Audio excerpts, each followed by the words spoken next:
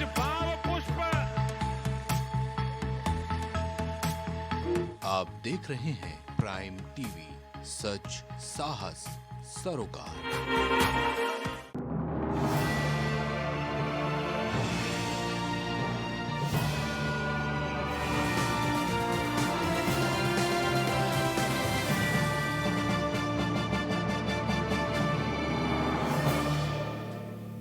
नमस्कार, आप देख रहे हैं प्राइम टीवी और मैं हूं आपके साथ नंदिनी यादव। वक्त हो गया है उत्तर प्रदेश की बड़ी खबरों का रुख कर लेते हैं खबर की ओर। खबर हरदोई से है, जहां पूर्व विधायक स्वर्गीय उपेंद्र तिवारी की पुण्यतिथि पर आयोजित कार्यक्रम में भाग लेने उच्च शिक्षा राज्य मंत्री रजनी तिवारी के घर आए बीजेपी प्रदेश अध्यक्ष भूपेंद्र चौधरी ने अखिलेश पर जमकर तंज कसा। उन्होंने कहा कि जिनकी सरकार में महिलाओं के विषय में गलत बात बोली गई और कार सेवकों पर गोली चलवाई गई, उनको कुछ कहने का अधिकार नहीं है। साथ ही कहा कि सपा सरकार में गुंडागर्दी भ्रष्टाचार चरम सीमा पर थी। भाजपा की तारीफ करते हुए कहा कि सरकारों ने जनता से जो वादे किए वो पूरे किए। 9 वर्ष से हम लोग शासन में हैं केंद्र और लगभग 7 वर्ष से उत्तर प्रदेश में योगी जी के नेतृत्व में हमारा शासन चल रहा है। हमारी सरकार ने जो हमारे कमिटमेंट, हमारे संकल्प पत्रों में बातें कही गई हैं, जो चुनाव से पहले सभी राजनीतिक दल अपना एक दस्तावेज समाज के सामने, जनता के सामने रखते हैं, हमारी सरकारों ने उसे पूरा किया। चाहे बिजली हो, पानी हो, सड़क हो, शिक्षा हो, सुरक्षा हो, सारे विषयों पर सरकारों ने काम किया। अब अखिलेश जी अपने शासन की बात कर रहे हैं, इसमें वो 2012 से 17 तक शासन में थे। किस प्रकार की अराजकता थी, गुंडागर्दी, बेईमानी, भ्रष्टाचार, और पूरा प्रदेश दंगाइयों के हवाले था। सरकार दंगाइयों के साथ खड़ी थी। खबर गोंडा से है, जहां ऊर्जा मंत्री ए.के. शर्मा ने एक बड़ा बयान दिया है। उन्होंने कहा कि इंडिया गठबंधन 28 फ्यूज बल्बों का गठबंधन है और उन्होंने तंज कसते हुए कहा कि भगवान भले नरक का वास दे दे, लेकिन दुष्ट का संग ना दे। और ऊर्जा मंत्री ए.के. शर्मा ने समाजवादी पार्टी को देश की सबसे भ्रष्ट पार्टी भी बताया है। इसके अंदर ये धोखेबाजों का सम्मेलन था, ये तो हम पहले ही से कह रहे हैं। ये एक मैं पहले भी कह चुका हूँ कि एक फ्यूज 28 फ्यूज बल्बों की झालर थी और जिससे कोई प्रकाश होने वाला नहीं था। अब दूसरी बात आई कि वो फ्यूज बल्ब भी आपस में धोखा दे रहे थे एक दूसरे को। पूरे देश को मालूम है कि समाजवादी पार्टी की जो सरकार थी उससे ज़्यादा भ्रष्ट, उससे ज़्यादा आतंकित करने वाली, सामान्य व्यक्ति का खून चूसने वाली, महिलाओं को प्रताड़ित करने वाली, बेइज्जत करने वाली, उससे ज़्यादा खराब सरकार शायद इस प्रदेश में आई नहीं है। ये पूरा जनमानस मानता है और देखा है, और हम सभी उस बात के साक्षी रहे हैं। खबर उन्नाव से है, जहां डीएम के प्रयासों से उन्नाव को बड़ी सौगात मिली है। जो जमीन पर कभी गंदगी हुआ करती थी और भू माफियाओं के कब्जे में हुआ करती थी, अब वहां डीएम के अथक प्रयासों से सुंदर वाटिका तैयार है, जिसे सरैया वाटिका का नाम दिया गया है। 62.49 लाख की कीमत से बनकर तैयार हुई वाटिका का सांसद साक्षी महाराज, सदर विधायक पंकज गुप्ता और डीएम अपूर्वा दुबे ने शनिवार को उद्घाटन कर जनता को समर्पित कर दिया है। शुक्लागंज राजधानी मार्ग पर डीएम अपूर्वा दुबे के प्रयासों से तैयार हुई सरैया वाटिका जनता के लिए समर्पित कर दी गई है। वाटिका को पिकनिक स्पॉट के तौर पर सजाया और संवारा गया है। सांसद साक्षी महाराज ने डीएम को धन्यवाद देते हुए कहा कि जिस जमीन पर भूमाफियाओं ने कब्जा कर लिया था, डीएम ने उस पर कार्रवाई करते हुए जमीन को कब्जा मुक्त कराया और आज उसी जमीन पर भव्य वाटिका तैयार हुई है, जो सराहनीय है। अपनी प्रदेश केंद्र सरकार का और हमारे दाईं तरफ जिलाधिकारी महोदय बैठे हैं, इनका हृदय से धन्यवाद करूंगा। जिस जगह पर हम बैठे हैं, एक बहुत बड़े भू माफिया ने ये जगह अपने नाम अमल दरामद करवा ली, अपने नाम करा ली, लेकिन जिलाधिकारी प्रशासन ने बहुत सूझबूझ से उसको वहां से निरस्त करके ग्राम सभा में अंकित करा करके इतना सुंदर सरैया पार्क, ये केवल गंगा घाट के लिए ही नहीं, ये पूरे जनपद के लिए एक जीवन दायनी रेखा हो गई। और चूंकि इसका शिलान्यास भी मैंने किया था, हम और विधायक जी आए थे, जिलाधिकारी महोदय यही थे, और आज उद्घाटन भी करने का सौभाग्य हमें प्राप्त हुआ है। तो योगी और मोदी की सरकार जो कहती है वह करती है। हम शिलान्यास भी करते हैं, उद्घाटन भी करते हैं, केवल शिलान्यास करने वाली सरकार नहीं। खबर लखनऊ से है, जहां देश में त्योहारों की गूंज और चकाचौंध अब शुरू हो गई है। एक तरफ लोगों में उत्साह का भाव है, तो वहीं दूसरी तरफ सरकारी महकमा भी जनमानस के लिए त्योहारों को बेहतर बनाने के लिए पुरजोर कोशिश में लगा हुआ है। बात करें आगामी त्योहार दीपावली की, जहां आग और लोगों को बेहतर प्रारूप देने के लिए लखनऊ फायर विभाग हर चुनौती से निपटने के लिए मुस्तैद है। लखनऊ के मुख्य अग्निशमन अधिकारी मंगेश कुमार ने इन्हीं विषयों पर प्राइम टीवी से खास बातचीत की और सारी जानकारी दी है। त्योहारों की शुरुआत हो चुकी है और तमाम जो विभाग हैं उनके ऊपर एक्स्ट्रा जिम्मेदारियां भी आ चुकी हैं। हमारे साथ लखनऊ के सीएफओ मंगेश कुमार हैं, इनसे ही बात करते हैं। सर, सबसे पहला सवाल ये था कि त्यौहार आ चुके हैं और दिवाली भी आने वाली है और एक फायर विभाग के ऊपर एक अलग सी जिम्मेदारी होती है, तो किस तरह से आप देखते हैं सर इसको? देखिए, जैसे कि आजकल दुर्गा पूजा का चल रहा है, जगह जगह पंडाल लगे हुए हैं, तो हम लोगों ने अलग अलग टीम बनाई हुई है और उन पंडालों की चेकिंग कर रही है। और सबको जगह किसी में अगर इंतजाम नहीं है तो उसमें इंतजाम करवाए जा रहे हैं। पानी रहना चाहिए, कुछ बालू रहने चाहिए, और जो इलेक्ट्रिकल का जो वायरिंग है वो प्रॉपर रहना चाहिए, प्रॉपर इंसुलेटेड रहना चाहिए, कोई भी खुले तार यूज ना हो, क्योंकि मोस्टली वहाँ पर जो है इलेक्ट्रिकल की वजह से आग लगती है। तो इलेक्ट्रिकल पर विशेष ध्यान दिया जा रहा है हम लोगों के द्वारा। दूसरा, जैसे कि आप दिवाली आने वाली है, उसमें हम लोग जो है यहाँ के लगभग 50 के करीब जो है स्थल है जहाँ पर पटाखे की दुकानें लगाई जाती हैं, और हमारी तरफ से निर्देश भी रहते हैं कि जितनी प्रिकॉशन होती हैं, जो मानक हैं, उनके अनुरूप भी लगाई जाएँ दुकानें।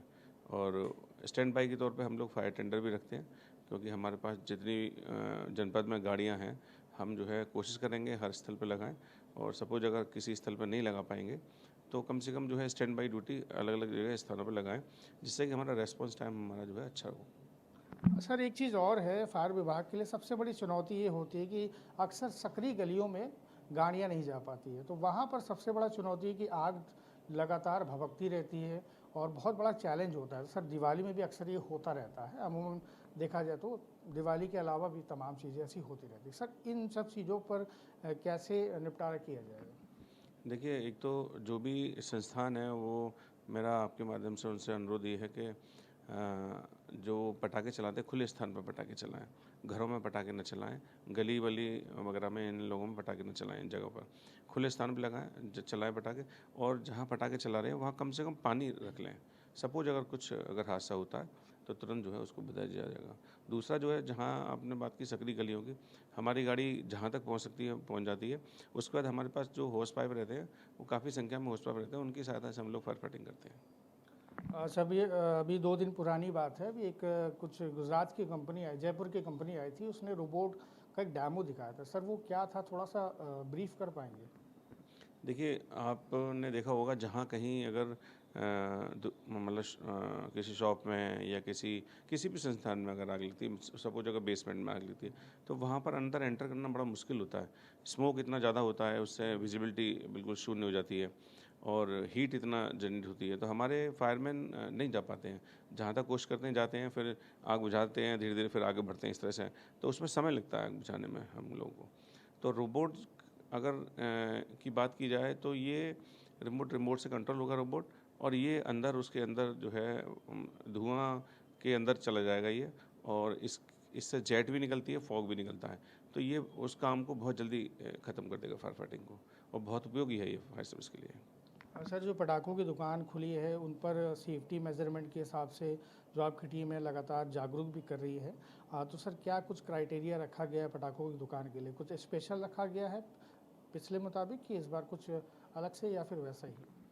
नहीं, मानक बिल्कुल सेम ही है, जो पहले है वही चले आ रहे हैं, बस उनको थोड़ा सख्ती से जो है किया जाएगा, अपनाया जाएगा उन लोगों को। सर, देखा ये जाता है कि अक्सर जो गांव देहात के एरिया, वहाँ पर देसी पटाखों की सेल ज़्यादा होती है अवैध तरीके से, तो सर उन पर रोकथाम के लिए सर कुछ प्रयत्न किए जा रहे हैं, क्योंकि वो सबसे ज़्यादा इफेक्टिव होते हैं।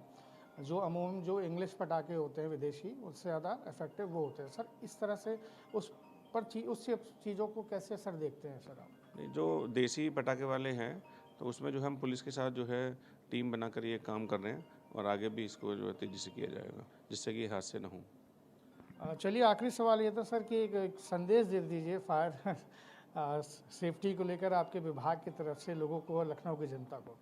मेरा आपके माध्यम से लखनऊ की जनता से मतलब अनुरोध है कि पटाखे जो है खुले स्थान पर चलाएं और पानी साथ में रखें और बाहर निकलने के रास्ते बिल्कुल क्लियर रहने चाहिए। सपोज अगर कुछ इमरजेंसी होती है तो आपको बाहर निकलने के रास्ते मालूम होने चाहिए, तो आसानी से जिससे कि बाहर निकल सके।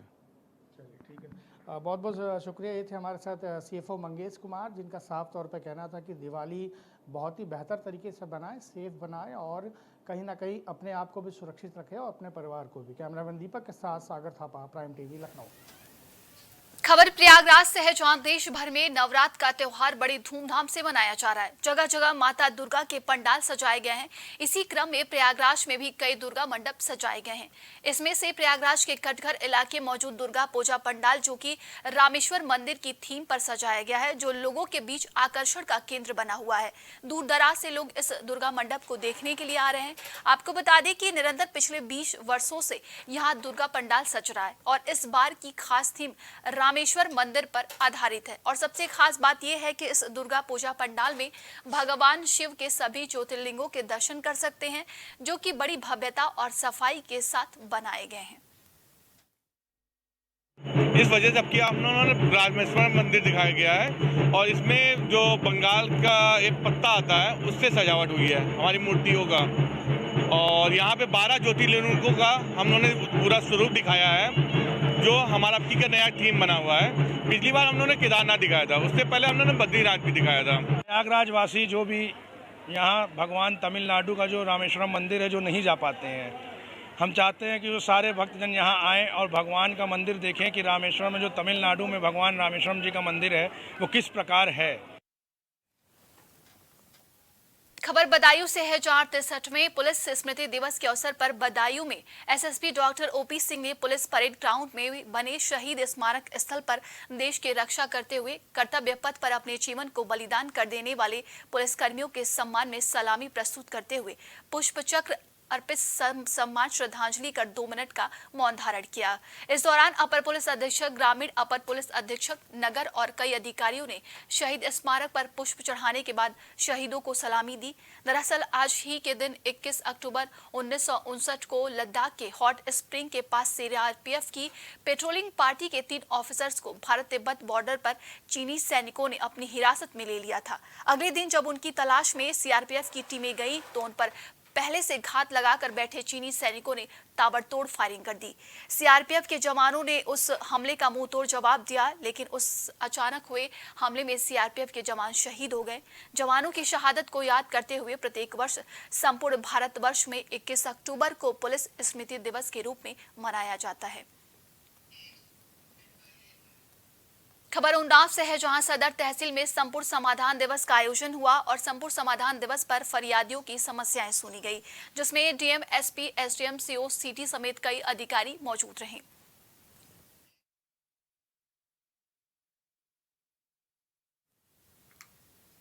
अब खबर कन्नौज से है, जहां नगर में अवैध रूप से चल रहे अस्पतालों को ACMO ने सील कर दिया है और इस पर प्राइम TV की खबर का बड़ा असर हुआ है, जिसके बाद ये कार्रवाई की गई है।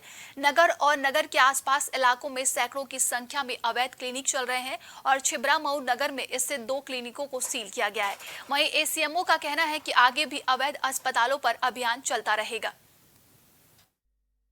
कार्रवाई होती रहेगी। आप जो अस्पतालों को सील किया जी, आगे भी इस तरह का देख के कार्रवाई करते रहेंगे। सर, ये अवैध अस्पताल संचालक जो लोगों के लिए जानलेवा साबित हो रहे हैं, तो इन पर ये कार्रवाई के लिए क्या अभियान, विशेष अभियान चलाया जाएगा कोई? हाँ, अभियान चला के ही कार्रवाई की जाएगी और बाद में भी समय समय पर देखा जाएगा। Thank you.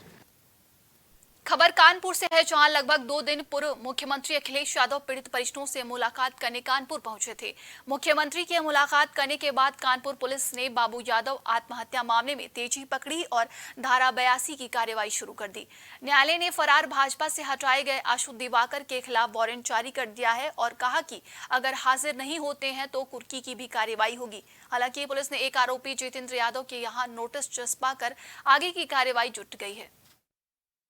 चकेरी थाने में जो आत्महत्या का बाबूराम यादव जी का मुकदमा दर्ज है, उसमें 2 अभियुक्त गिरफ्तार किए जा चुके हैं। बाकी 2 अभियुक्तों की 82 का तामीला फरारी की घोषणा कराई जा चुकी है। आज प्रियरंजन आशु दिवाकर जो कि इसके एक मुख्य अभियुक्त हैं, उनकी भी 82 CRPC 82 के तहत आदेश प्राप्त किया गया है। कल इसकी उद्घोषणा कराई जाएगी यहाँ भी और मैनपुरी में भी, और इसके बाद 83 CRPC के तहत कुर्की की कार्रवाई भी की जाएगी। यदि अभियुक्त प्रियरंजन आशु दिवाकर समय से स्वयं को विवेचना और पूरी न्याय व्यवस्था के समक्ष प्रस्तुत नहीं करते हैं तो उनके विरुद्ध कुर्की की कार्रवाई भी अब इसके बाद की जाएगी। बाबूराम यादव आत्महत्या मामले में फरार चल रहे भाजपा से हटाए गए आशु दिवाकर के ऊपर पुलिस ने 82 की कार्रवाई शुरू कर दी है। पुलिस ने ये भी कहा है कि अगर आशु दिवाकर सिलेंडर या हाजिर नहीं होते हैं तो 82 के बाद 83 की भी कार्रवाई की जाएगी। अब देखना ये होगा कि क्या 83 की कार्रवाई के पहले आशु दिवाकर हाजिर होते हैं या नहीं। पूरे मामले में अभी 2 दिन पहले पूर्व मुख्यमंत्री अखिलेश यादव बाबूलाल यादव आत्महत्या मामले में पीड़ित बच्चे और उनकी पत्नी से मुलाकात करने आए थे। कहीं न कहीं पूरे मामले में राजनीति भी खूब हुई। अपने सहयोगी के साथ दीपक यादव, प्राइम टीवी, कानपुर। खबर यूपी के कौशाम्बी जिले से है, जहां समाजवादी पार्टी के पूर्व ब्लॉक प्रमुख मोहम्मद सऊद के खिलाफ प्रशासन ने बड़ी कार्रवाई की। मोहम्मद सऊद की 19 करोड़ 30 लाख कीमत की चल अचल संपत्ति को कुर्क कर दिया है। जिला मजिस्ट्रेट के आदेश पर संदीपन घाट थाना पुलिस ने गैंगस्टर एक्ट के तहत मकान, दुकान, ऑफिस, ईंट भट्टा प्लॉट पर 12 कारों को कुर्क कर दिया। सीओ योगेंद्र कृष्ण नारायण ने बताया कि मोहम्मद सऊद पर 12 से ज्यादा हत्या के प्रयास, लूट और रंगदारी मांगने के केस दर्ज हैं।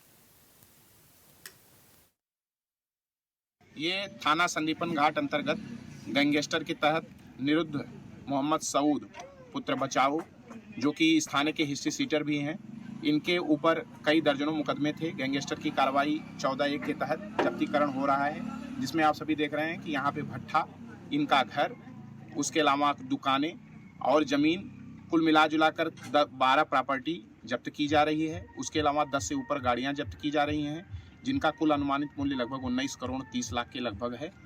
ये एक मैसेज है पुलिस प्रशासन की तरफ से उन अभियुक्तों को, उन गैंगस्टरों को जो समाज विरुद्ध कार्य कर रहे हैं। खबर गाजियाबाद से है, जहां पति पत्नी और पत्नी के भाई ने एक ऐसी साजिश रची जिससे न सिर्फ 2 राज्यों की पुलिस घूम गई बल्कि दोस्ती जैसे पाक रिश्ते का भी कत्ल हो गया। दरअसल पति, पत्नी और साले ने मिलकर दिल्ली के एक बड़े व्यापारी का अपहरण किया और उससे 2 करोड़ 25 लाख रुपए की मांग की, जिसके बाद इस घटना का खुलासा करते हुए पुलिस ने 2 करोड़ 25 लाख रुपए बरामद कर लिए हैं और वहीं एक स्कॉर्पियो कार भी बरामद कर ली गई है। इस मामले में 8 आरोपियों ने दिल्ली के बड़े व्यापारी का अपहरण किया, उसे बंधक बनाकर रखा। दरअसल वासु त्यागी की शशांक शर्मा नाम के व्यक्ति से दोस्ती थी। शशांक शर्मा दिल्ली में रहता है और सहारनपुर में उसकी कपड़े की फैक्ट्री है। वासु जानता था कि शशांक के पास पैसे की कोई कमी नहीं है और डेली रूटीन में काफी सारा पैसे लेन देन आते जाते रहते हैं। वासु ने अपनी दोस्ती का फायदा उठाकर 14 अक्टूबर को शशांक को फोन करके बुलाया और राजनगर एक्सटेंशन के फ्लैट में उसको रखा। उसके बाद उन्होंने शशांक के साथ मारपीट की और 6 करोड़ रुपए की मांग की, जिस पर शशांक किसी तरीके से 2 करोड़ 75 लाख का इंतजाम कर पाया और इनको दे दिया, जिसके बाद पुलिस ने पूरे मामले का खुलासा कर दिया है। देखिए, दिनांक 14/15 की देर रात्रि को शशांक शर्मा नाम के एक व्यक्ति ने पुलिस नंदराम थाने को फ़ोन करा और उनको कांटेक्ट करा। उन्होंने बताया कि जब उनके पूर्व में ही परिचित ईशान त्यागी नाम के एक व्यक्ति ने उनको ज्योति विलास नाम की एक बिल्डिंग है राजनगर स्टेशन, वहाँ पे बुलाया और एक फ्लैट में उनको वो एवं अन्य 5 लोगों ने उन्हें बंधक बनाकर उनसे गन पॉइंट पर लगभग 3.25 करोड़ रुपये अपने दोस्त के माध्यम से वसूलवाए एवं बाकी पैसे के लिए कुछ कमिटमेंट करवा लिया। इसमें तत्काल ही हमने सुसंगत धारा में अभियोग पंजीकृत कर लिया है। इसमें आज हमको बड़ी सफलता मिली है। इसमें हमने 7 अभियुक्तों को गिरफ्तार कर लिया एवं उस 3.25 करोड़ रुपये में से 2.25 करोड़ रुपये कैश की रिकवरी भी कर ली हमने। अब खबर सहारनपुर से है, जहां मां शाकुंभरी देवी विश्वविद्यालय परिसर में छात्रों ने अपनी मांगों को लेकर प्रदर्शन किया। उनका कहना है कि प्रथम सेमेस्टर में उनको 33% पर पास कर दिया गया था, लेकिन अब बाद में नई शिक्षा नीति के तहत 50% पर पासिंग मार्क किया गया है, जिसे लेकर कुछ छात्रों को प्रथम सेमेस्टर में फेल कर दिया गया, जिसे लेकर छात्रों में रोष है। उनका कहना है कि नए नियम बाद में बनाए गए हैं तो ये बाद में ही लागू होने चाहिए, जिस पर मां शाकुंभरी देवी विश्वविद्यालय के कुलपति का कहना है ये सभी छात्र शामली कॉलेज के हैं। उन्होंने कहा कि ये बीएससी एजी के 3rd ईयर के छात्र हैं। प्रथम ईयर में ये लोग 33% अंक लेकर पास हुए, लेकिन अब नए नियम के अनुसार 50% अंक लाने आवश्यक है, जिसकी वजह से इनके प्रथम सेमेस्टर के कम नंबर होने के कारण इनकी बैक आई। अब ये छात्र मांग कर रहे हैं कि हमें पास ही रहने दिया जाए। जल्द ही छात्रों की समस्या का समाधान कर दिया जाएगा। हमारी समस्या बहुत बड़ी चल रही है। हमारा जो रिजल्ट है बार 5 से 6 बार अपडेट कर चुके हैं यूनिवर्सिटी। इन्होंने बोला है कि नई शिक्षा नीति के नियम लगे हैं, हम उसका सम्मान करते हैं। तो जो नई शिक्षा नीति के नियम लगे तो नए बच्चों के साथ लगाए जाएंगे ना, हमारे साथ क्यों? हमारी क्या दोष उसमें? हमारा पहले रिजल्ट देती है चौधरी चरण सिंह यूनिवर्सिटी, उसमें हम सब बच्चे क्लियर पास होते हैं। दोबारा जब रिजल्ट आता है तो उसमें हमारी बैक पे बैक एक्स लग रही है, ना हम कहीं और एडिशन लेने के बच रहे हैं, ना हम कुछ करने के बच रहे हैं। ये बीएससी एजी के छात्र हैं आरके कॉलेज शामली के।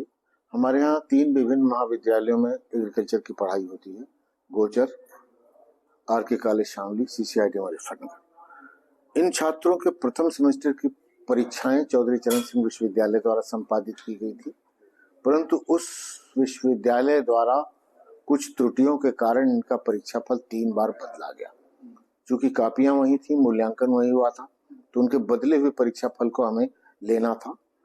इस बीच इनकी 2 सेमेस्टर की पढ़ाई हो गई, इनकी परीक्षाएं भी हो गई, परंतु उनकी वो बैक फर्स्ट सेमेस्टर की लगी रह गई। इन छात्रों का कहना यह है कि हम चूंकि वहां त्रुटिपूर्ण जो परीक्षा फल आया था उसी आधार पर पास किया जाए, जबकि हमारे यहाँ किसी भी विश्वविद्यालय की जो सर्वोच्च संस्था होती है, संकाय अध्यक्ष, जो किसी विभाग में किसी डिपार्टमेंट में कौन सी पढ़ाई होगी, उसके क्या अटेंडेंसेस होंगे, कितने % पे पास किए जाएंगे, उस संकाय ने तमाम एक्सपर्ट्स के साथ एक बैठक कर ये निर्णय ले लिया कि ICAR जो इसकी एग्रीकल्चर की रेगुलेटरी बॉडी है, उसके द्वारा जो नियम दिखाए गए हैं 50% पे बच्चे को पास किया जाए, तभी वो डिग्री मान्य होगी। हमने वो नियम लागू कर रखा है। इन छात्रों का कहना है साहब कि नहीं, अमुक विश्वविद्यालय में 30% पे पास किया जा रहा है, अमुक विश्वविद्यालय में 40% पे पास किया जा रहा है, तो आप 50 पे क्यों कर देंगे?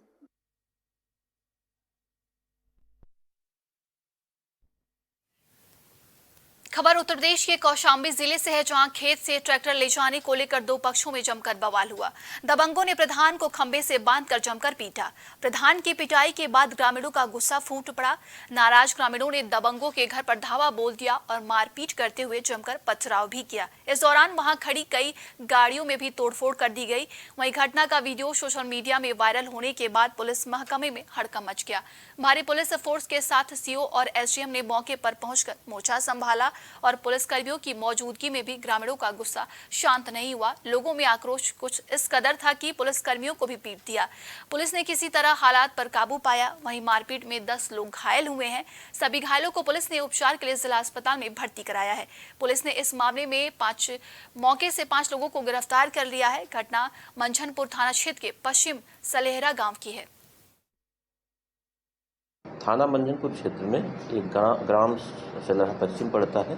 वहाँ ट्रैक्टर ले जाने के विवाद को लेके कुछ वहाँ खासुनी झगड़ा हुआ है, जिसमें कुछ लोगों की एक गाड़ी टूटने की बात प्रकाश में आई है और थोड़ी देर ट्रैफिक कंजेशन था, न कि कोई जाम लगाया गया था, क्योंकि मेन रोड पे वो घटनास्थल है, इसलिए थोड़ा सा ट्रैफिक कंजेशन था। और जो विधिक कार्रवाई प्रचलित है, दोनों पक्ष थाने पे आए हैं, जो प्रार्थना पत्र दे रहे हैं उस पर कार्रवाई की जाए।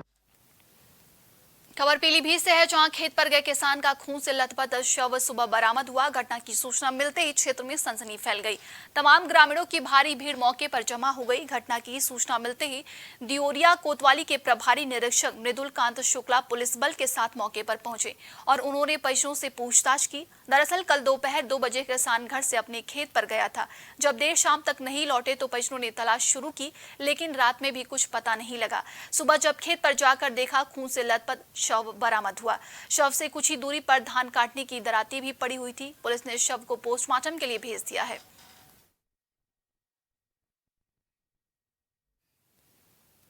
खबर कन्नौज से है, जहां छिबरा मऊ तहसील क्षेत्र में सैकड़ों की संख्या में झोला छाप क्लिनिक खुले हुए हैं जो आम लोगों की जान से खिलवाड़ कर रहे हैं। और ऐसी एक घटना सामने आई है जहां 2 झोला छाप डॉक्टरों ने एक युवक का इलाज किया और उसकी हालत बिगड़ गई, जिसके बाद युवक के परिजन अस्पताल लेकर पहुंचे, जहां अस्पताल के डॉक्टरों ने उसे मृत घोषित कर दिया और परिजनों के बीच चीख पुकार मच गई। आपको बता दें कि इससे पहले भी झोला छाप के वहां कई मरीजों की मौत हो चुकी है। ठंड लगी जाके रोड डिलवाचा तुमने की बंगाली थी, चलो वो चेकअप कर दी। तो बंगाली क्या नाम है उसका? तपन। हाँ, गीतापुरा मैया।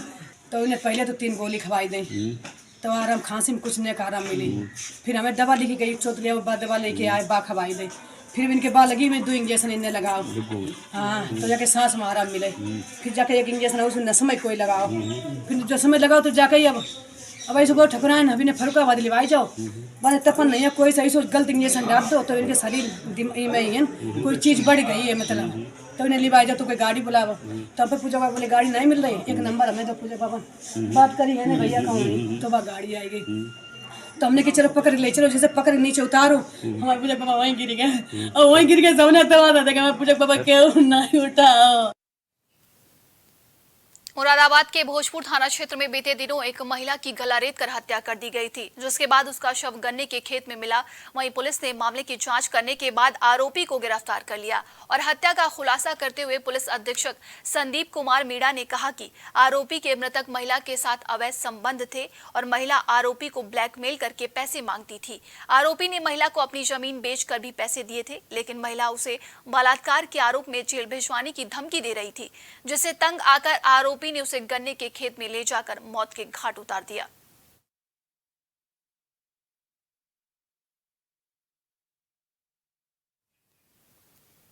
खबर कौशाम्बी से है, जहां मंझनपुर कोतवाली क्षेत्र के सेलहरा पश्चिम गांव में कुछ दबंगों ने जमीनी विवाद के चलते ग्राम प्रधान को बंधक बनाकर प्रधान की जमकर पिटाई कर दी। दरअसल दबंग गांव की जमीन पर कब्जा कर रहे थे और जानकारी होते ही प्रधान पक्ष के लोग एकत्रित हो गए और ग्रामीणों ने करीब 2 घंटे तक रास्ता जाम कर दिया, जिसके बाद सूचना मिलने पर सीओ और एसडीएम मौके पर पहुंचे और मामले को शांत कराया।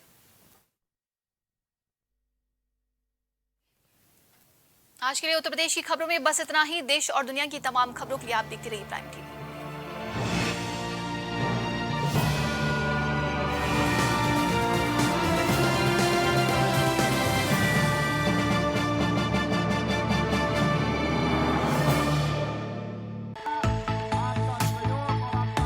कुछ भाव पुष्प। आप देख रहे हैं प्राइम टीवी, सच साहस सरोकार।